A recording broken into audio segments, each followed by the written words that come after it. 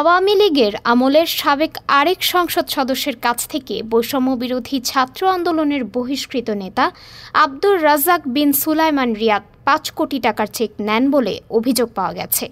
২৯ জুলাই তার বাসা থেকে ২,২৫,০০,০০০ টাকার চেক উদ্ধার করা হয়েছে বলে জানিয়েছে ডিএমপি।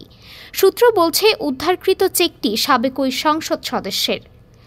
অভিযোগ অনুযায়ী রিয়াদের নেতৃত্বে একটি দল সাবেক এমপি আব্দুল কালাম আজাদের অফিসে হামলা চালিয়ে প্রায় ৫ কোটি টাকার চেক নিয়ে যায়।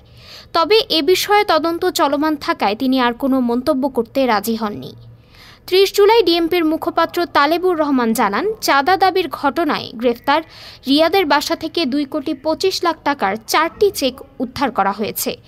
এ ঘটনায় কলাবাগান থানায় আলাদা একটি মামলা করার বিষয়টি প্রক্রিয়াধীন। পুলিশ সূত্রে জানা গেছে, উদ্ধারকৃত চেক 4টি জনতা ব্যাংকের। 2টি চেকে ১ কোটি করে ২ কোটি, একটি চেকে ১৫ লাখ ও আরেকটি ১০ লাখ টাকার পরিমাণ লেখা আছে। তবে চেকে কোনো তারিখ উল্লেখ নেই। ব্যাংক অ্যাকাউন্টটি খোলা হয়েছে ট্রেড জোন নামে। ট্রেড জোনের স্বত্বাধিকারীর নাম আবুল কালাম আজাদ। চেকগুলো রংপুর ৬ পীরগঞ্জ আসনের সাবেক সংসদ সদস্য আওয়ামী লীগ নেতা আবুল কালাম আজাদের কাছ থেকে নেওয়া হয়েছে বলে প্রাথমিকভাবে জানা গেছে। ডেস্ক রিপোর্ট, আজ বার্তা।